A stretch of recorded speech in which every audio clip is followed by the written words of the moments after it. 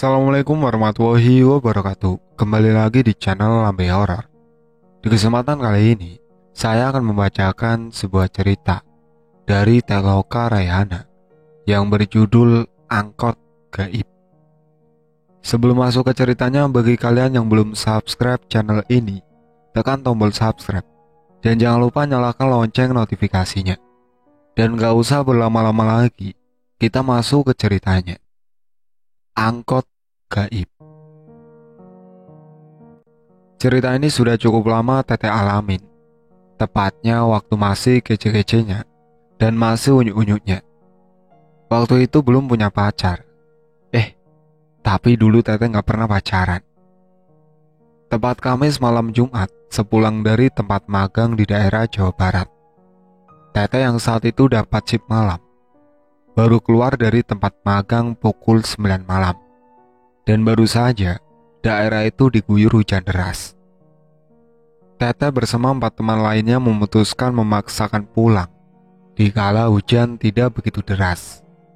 Karena tempat kami magang tak jauh dari terminal, sehingga memudahkan kami mencari angkot tujuan.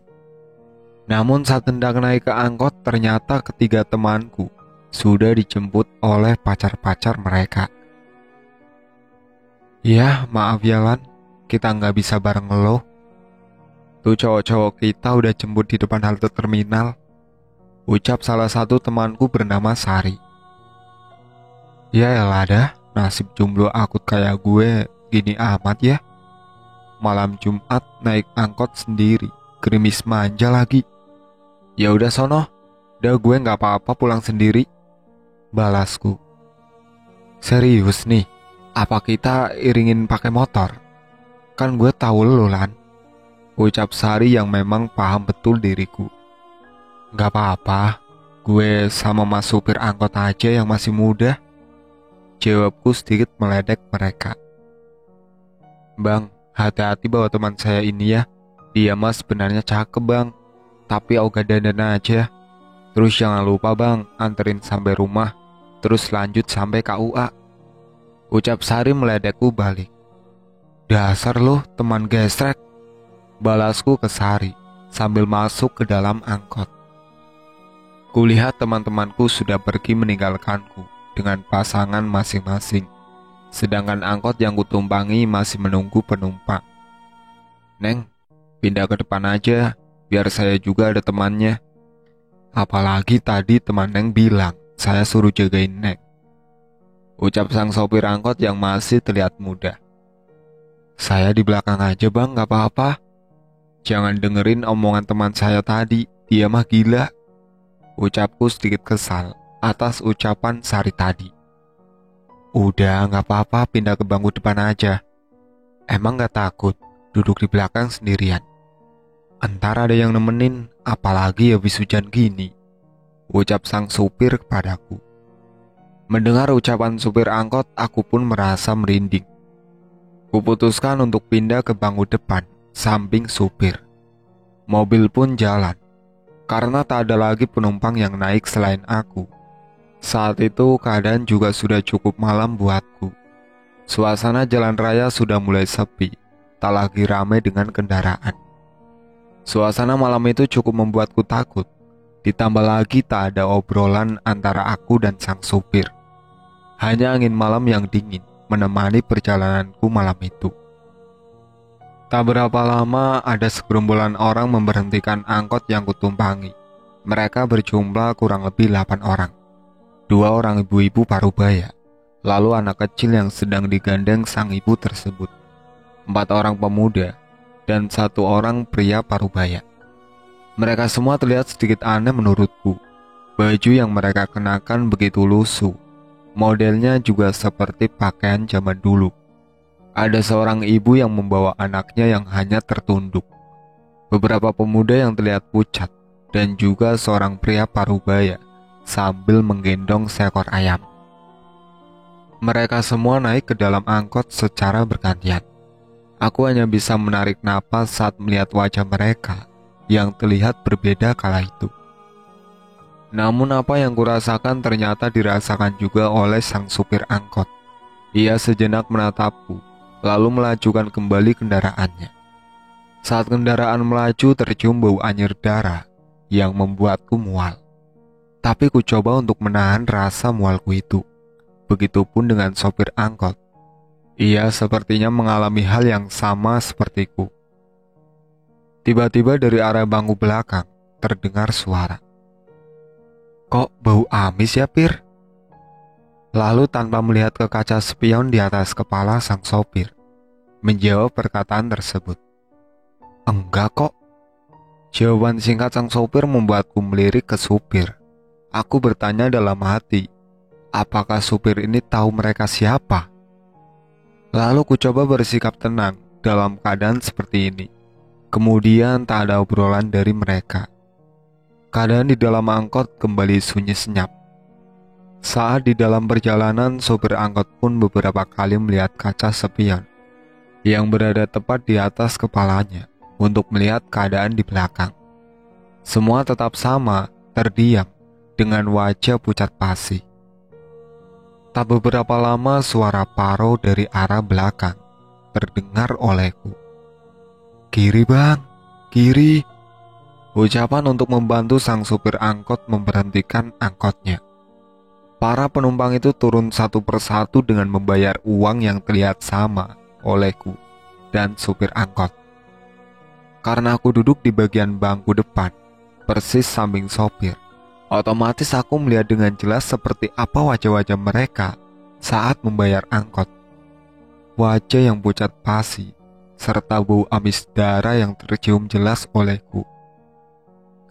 Saat sang bapak yang membawa seekor ayam itu membayar dengan uang lebih, sang supir kesulitan mencari uang untuk mengembalikan sisa duit bapak tersebut. Sedangkan sang bapak yang setelah membayar terus berjalan menjauhi angkot.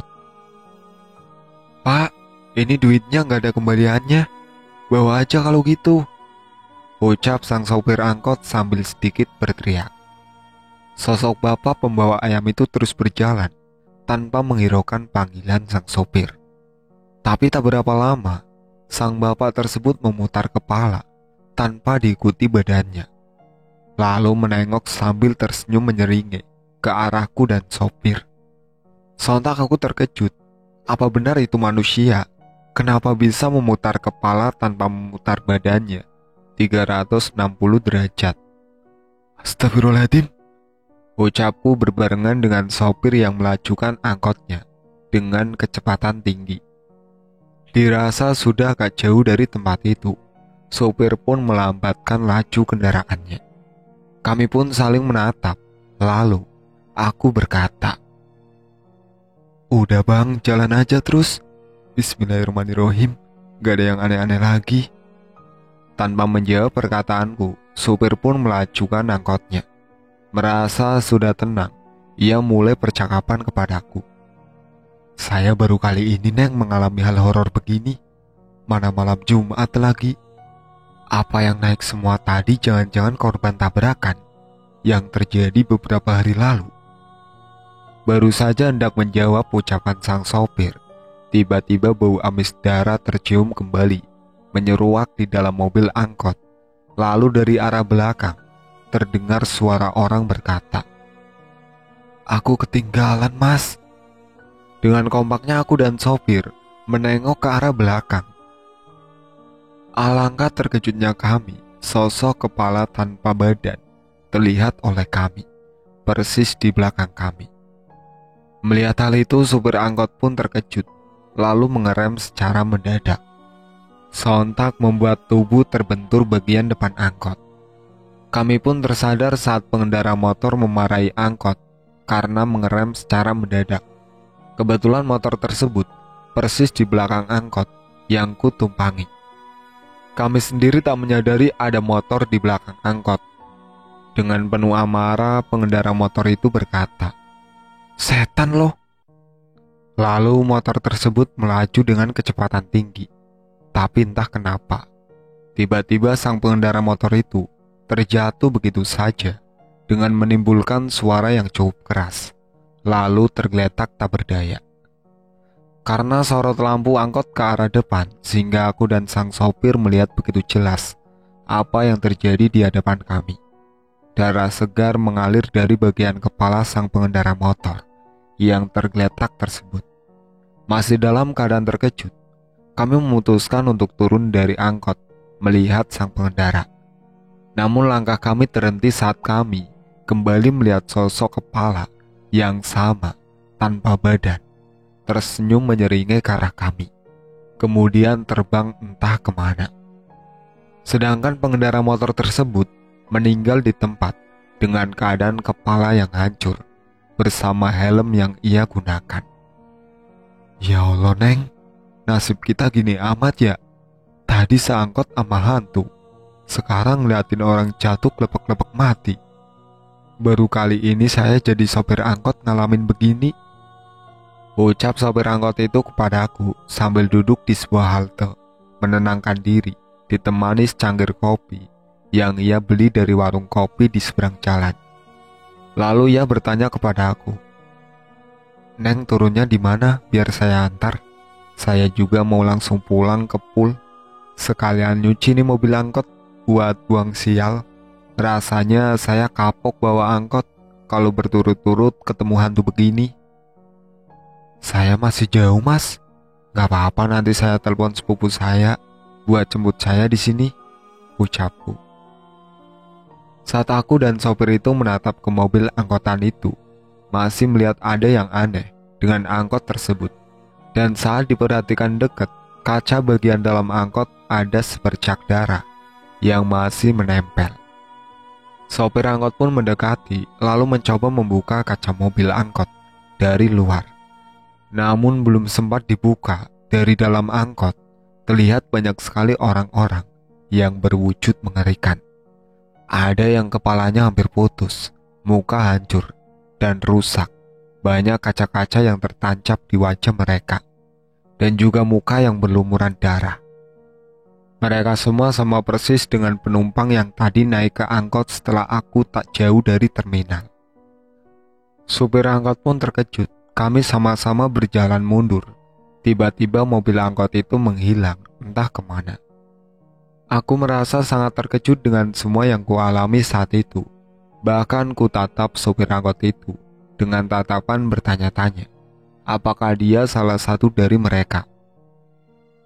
Sopir angkot tersebut berjalan menjauhiku sambil tersenyum dan berkata, "Selamat jalan teh."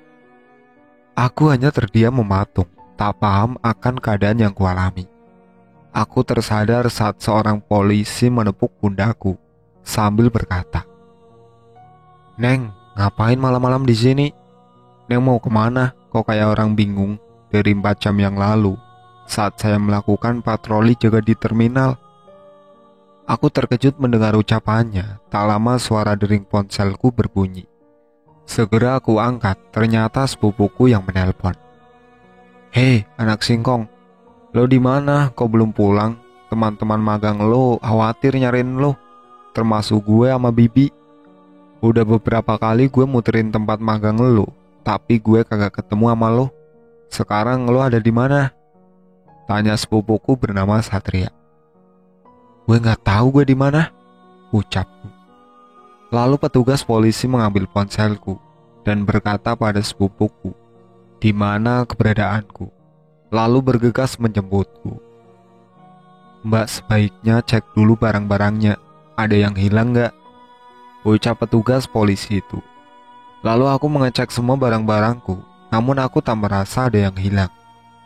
"Lain kali hati-hati mbak, jangan bengong di tempat umum, bahaya," ucapnya. Tak beberapa lama Satria datang bersama teman-teman magangku yang tadi lebih dulu pulang bersama pasangan masing-masing. "Ya Allah, kenapa lagi sih lo? Ini nih yang gue takutin. Pasti traveling kan lo?" ucap Sari padaku. "Soalnya saat gue dan yang lain ninggalin lo, cowok gue nanya, kamu gak kasihan sama si Wulan? Dan ya deh, masa dia arahnya ke sana, bukan naik angkot," ucap Sari kembali menjelaskan saat mereka meninggalkanku di terminal, hendak naik angkot. "Lah kan lu sendiri Sari yang ledekin gue sama tuh sopir angkot," balasku. Hei Singkong, lo apaan? Waktu itu kita tanya, malah lo jalan aja ke terminal. Boro-boro gue ngeledekin lo. Tapi karena gerimis, gue gak bisa ngikutin lo. Gue langsung pergi sama cowok gue. Takut kita kehujanan, sedangkan gue pikir lo naik angkot, kagak bakal kehujanan. Jelas Sari kembali padaku. Aku hanya terdiam mendengar penjelasan Sari, lalu bertanya-tanya siapa yang meledekku saat naik angkot. Ternyata mereka demit yang menyerupai teman-temanku. Dan dari situlah aku mengalami hal ini. Mereka seolah ingin diketahui keberadaannya. Saat hendak menjawab pertanyaan Sari, bau amis menyeruak di tempat kami berdiri. Dari arah berlawanan, muncul mobil angkot yang sama persis yang aku tumpangi, dan juga sopir serta penumpang yang lain melintas sambil melambaikan tangan pada kami semua. Tapi kali ini mobil angkot itu sudah tak berbentuk. Banyak kerusakan di mana-mana, dan bagian kaca angkot banyak bercak darah. Kami semua melihat angkot hantu korban tabrakan. Semua terkejut saat angkot itu menghilang begitu saja dari pandangan kami semua. Aku hanya bisa menarik nafas dan meminta yang lain untuk membacakan doa untuk para korban agar mereka tenang di sana. Amin. Selesai berdoa, kami pun pulang ke rumah masing-masing dengan membawa cerita pengalaman mistis angkot gaib. Keesokan harinya, aku bersama teman-teman sebelum masuk ke tempat magang kami mampir ke lokasi kejadian tabrakan. Lalu kami menaburkan bunga sambil berdoa untuk mereka. Di sini emang sering terjadi kecelakaan, terutama mobil angkot. Udah banyak kejadian. Jangan heran kalau malam-malam ketemu angkot aneh, ucap seorang bapak tua yang berjualan minuman tak jauh dari lokasi kecelakaan. Saat kami hendak meninggalkan tempat itu, dari arah seberang jalan aku melihat mereka tersenyum padaku dan menghilang. Semenjak saat itu aku juga tak mendengar lagi angkot hantu dan juga tak mengalami hal-hal aneh hingga waktu magang kami selesai. Aku hanya bisa mengucapkan alhamdulillah. Mungkin mereka memang meminta doa agar keberadaannya diketahui dan bisa tenang di alam sana. Itulah akhir cerita dari angkot gaib. Saya pamit undur diri. Wassalamualaikum warahmatullahi wabarakatuh.